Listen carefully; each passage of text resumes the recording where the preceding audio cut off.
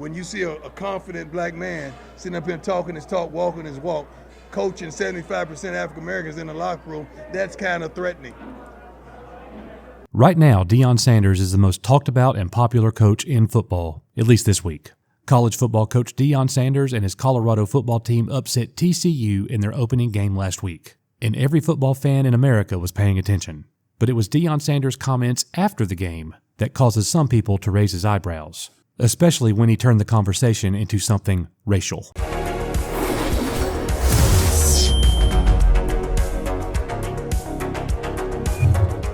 Hey everybody, welcome back to Coach's Archives. Full disclosure here, I am a big fan of Deion Sanders. I literally love the man to death. He might not be the best football coach in the world, but he's certainly probably my favorite right now. Deion Sanders is a professed Christian and man of God, and I honestly do believe he means what he says.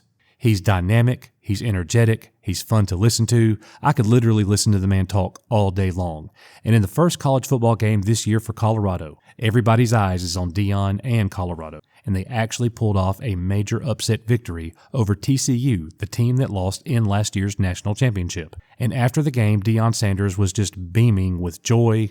He was proud, and he was answering the media's questions. The conversation quickly turned and somewhat soured. You can see the article headline here from firstsports.com. Deion Sanders claims a confident black man coaching 75% African-American athletes is threatening for many people following Colorado's marginal win over TCU. Subtitle, Sanders said his methods threaten the norm of the footballing society. That's why he is being shunned when he made massive changes to the Buffalo's roster. Deion Sanders spoke directly to media members in the post-game press conference who had been critical of how he handled the Colorado program since he showed up. And he said, "We told you we were coming. You thought we was joking, and guess what? We keep receipts." And after saying that, he eyeballed a couple of reporters who had famously written against his ways, and he said, "Nobody believed in us, and it showed me a lot about how people are. They let names and they let Power 5 and stuff get to their heads." But after talking about the game and the naysayers, Deion Sanders went somewhere completely different. He said, "These are things that have never been done, and it makes people uncomfortable.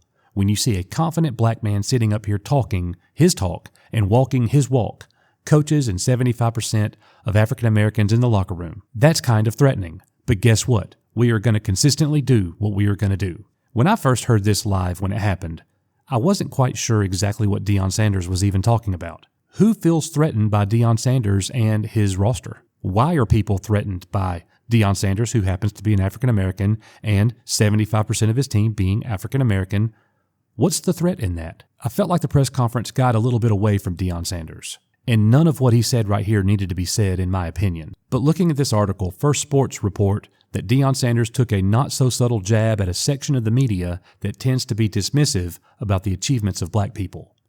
Now, if that's true, I fully support what Deion Sanders said, but not having that background information, what Deion Sanders said is actually bad optics to me. In the future, I hope that Deion Sanders actually goes a step further and clarifies and articulates what exactly he means and why he is saying that. If Deion Sanders is dressing down certain media members who have shown that they have a problem or an issue with the success of African Americans, then I fully support him doing that. I'm not judging Deion's comments, but as a follower of Jesus Christ, as a self-professed Christian, you definitely want to come off speaking in love and kindness, even to your critics. That's the one thing that I would say about Deion Sanders. You've got a great platform and you've got an opportunity to show everybody how a Christian actually should respond. And I'm not saying that Deion Sanders is not going to do that. But what I am saying is that I feel that the message in this post-game press conference may have gotten a little muddy. Anyways, I want to know what you guys think. Thank you so much for coming here to Coach's Archives. I pray that the good Lord blesses you and yours and draws you nearer to Him in Jesus' name. See you on the next one.